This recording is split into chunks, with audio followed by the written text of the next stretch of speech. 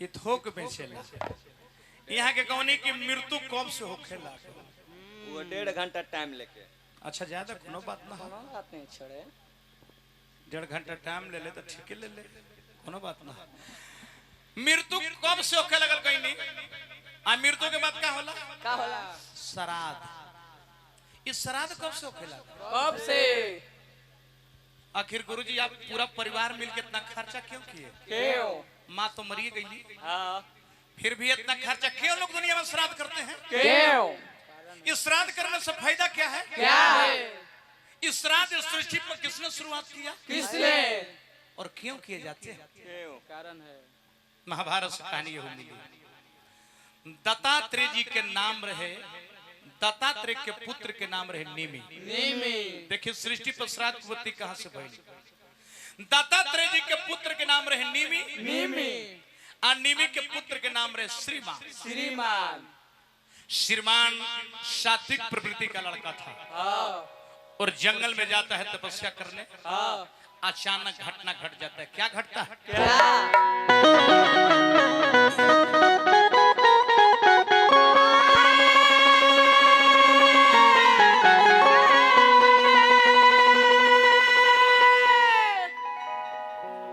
अरे पुराण के भीतर वाली खोल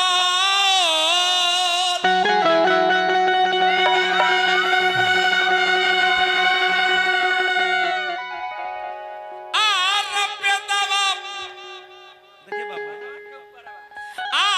पनवा की ऊपरवा ए राम छोड़ी के घरवा ना।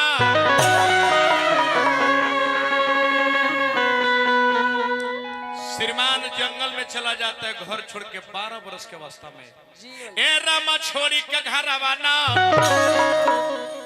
तो कोयले जंगल के पयानवा ओ रामा छोड़ी के घर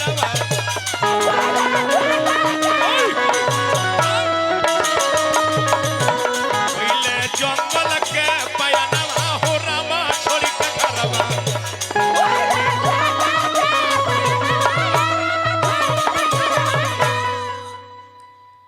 मारी के या सनवा श्रीमान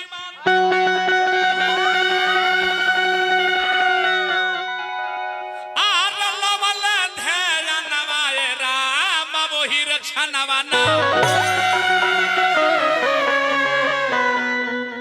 जब श्रीमान साधना में लीन हो जाता था अचानक घटना घट गया। ए राम वही रक्षणवाना तो चके घट गईले घटनवा हो रामा वही रक्षणवा।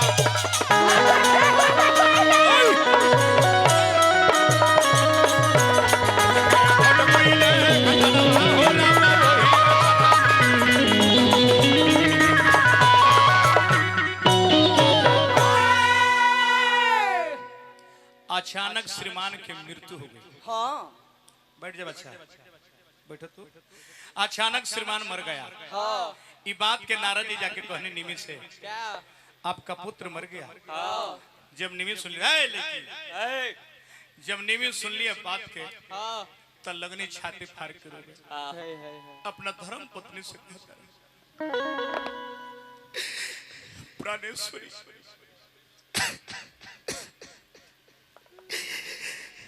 मेरा बेटा इस दुनिया में नहीं रहा, चला गया छोड़ के। पुत्र के बिना जिंदगी अब जिया नहीं जा रहा।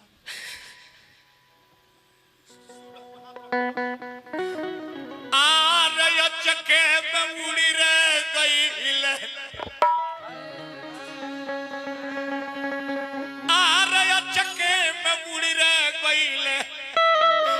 अरे तोता नरे सुंदर अरे सुगवा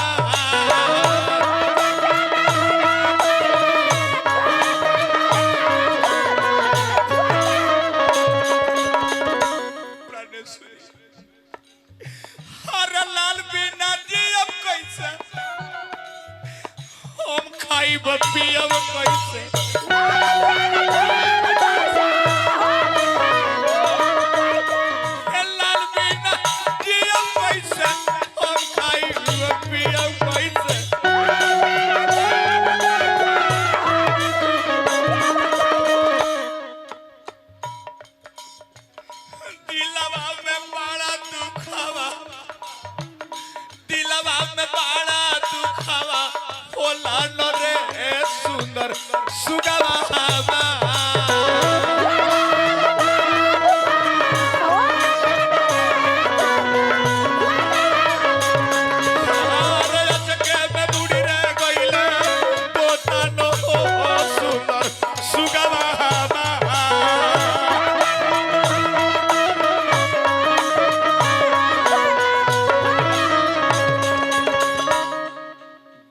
पुरस्कार वंदन अभिनंदन स्वागत भाई प्रसंग पर। आज हम बड़ी खुश है गुरु जी के यहाँ के लोग प्रसंग सुन रहे हैं। इतना शांति से कहीं लोग प्रसंग नहीं सुन रहा है। ये महान माता जी की आत्मा के भाग कहीं अगर ये प्रसंग गावे देता लोग कहीं नहीं खिलो गावे देता पब्लिक भाई लोग जहाँ जुटता भगवान के दया से। हे दीनानाथ चैनल के मोनेटाइज हो जाए जल्दी। अब देखी वो राजा के बात बर्दाश्त ना भई ना तो अपना बेटा के जिंदे में जो भोजनवा भाता था ना उस सारा भोजन को इकट्ठा किए सृष्टि पर सबसे पहले श्राद्ध करने का निर्णय लिए निमी इकट्ठा करके भोजन को किए बनाए और 7 को ब्राह्मण को बुलाए और कुश के चटाई बिछाए। सृष्टि पर सबसे पहले मृत्यु लोक में 7 श्राद्ध करने का निर्णय निमी ने लिए भइल का।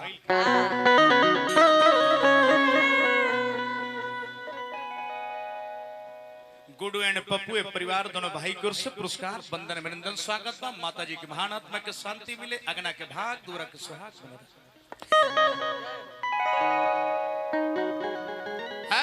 रह जा बाबा। अरे बेटा के हर वियोग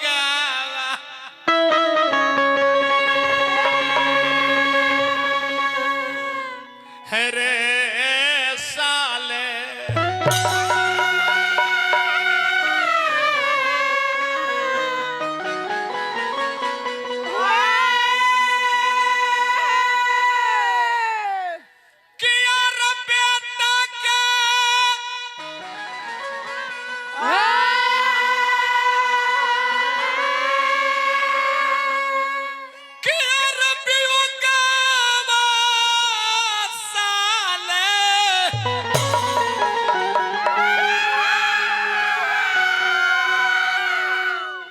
इतना पटरी से आवाज उठा दे बना भक्त न मुंह में ललका बिक दी तुरते आर बेटा के बियुगवा साले आर हिया के भीतरावा तो श्राद्ध के विचार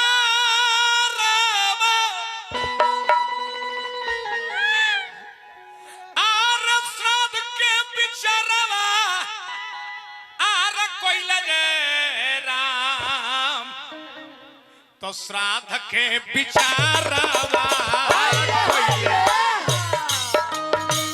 श्राद्ध के बिचारवा श्राद्ध के बिचारवा हे श्राद्ध के बिचारवा कोइले हो राम श्राद्ध के बिचारवा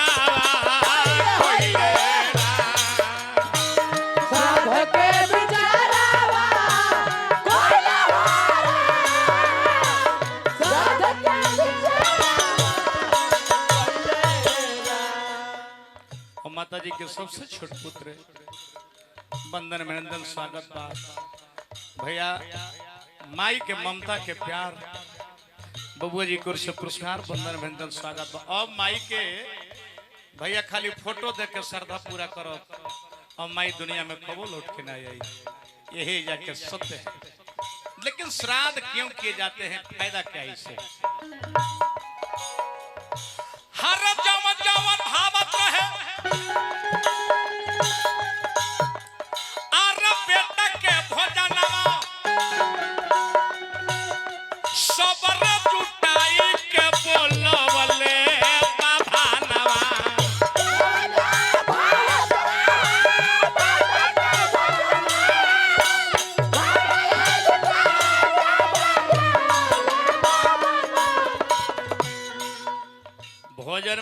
के जन लड़का के मन भाता था जिंदा में वो भजनवा बुला के इकट्ठा करके बनैले और 7 गो ब्राह्मण बुलैले आर जमन जमन भावत रहे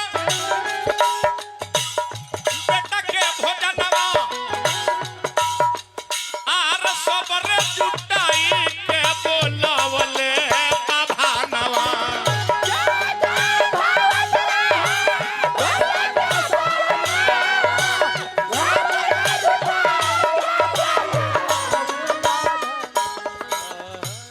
तब का कुश के चटाई बिछाते हैं तो कुश के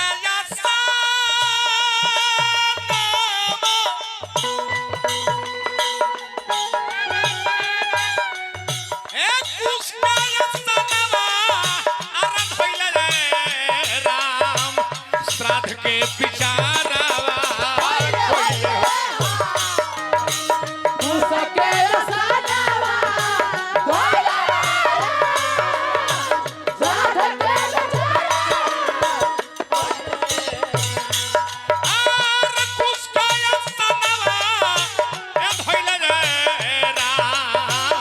साध के उसके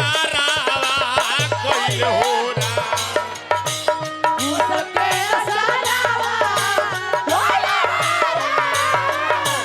साध के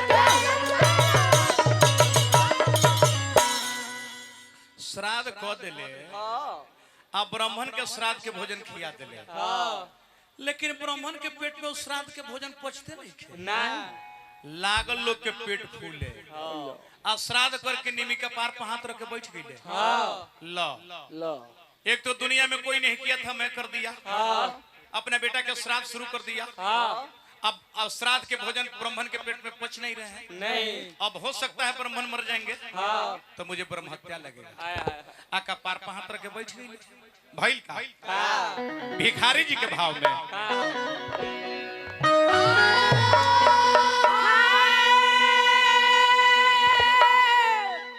कि यार फोकर फोन में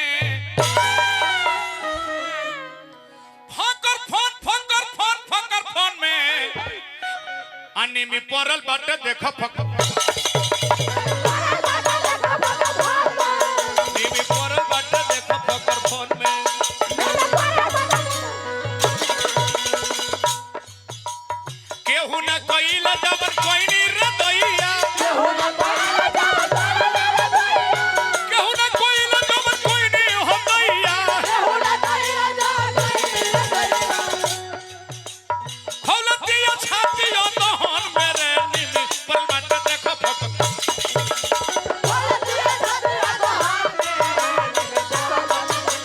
अरे खौलतिया छातिया दहन मेरे निमी पर बाटे देखो फोकर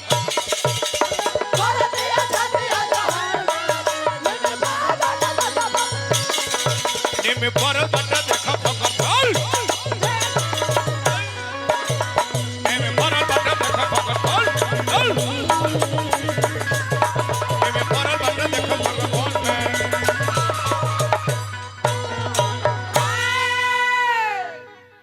अचिंता कपार धल ले कपार पर हाथ रख के बैठ गईले आ वही समय में अत्रि मुनि के आगमन भइल बा कहले जे राजन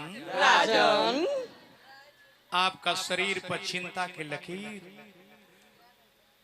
बहुत बहुत पुरस्कार भंजी की ओर से वंदन अभिनंदन स्वागत आजीवन पद प्रतिष्ठा यही कामना करब कहले राजन गोड़ लगनी ए अगना के भाग दोरा के सुहाग बना रहे यही हम कामना करब राजन आपका लीलार पर चिंता के लकीर है अत्रि मुनि कहते रहे कहले कि हाँ राजन ये दुनिया में कोई नहीं किया था मैं कर डाला ऐसे तो गुरुजी हम परिवार देखनी बाकी इतना शिष्टाचार परिवार ना देखनी गोड़ लगनी है आशीर्वाद के प्रतीक्षा यही मतलब बा लजा बुढ़ा लजा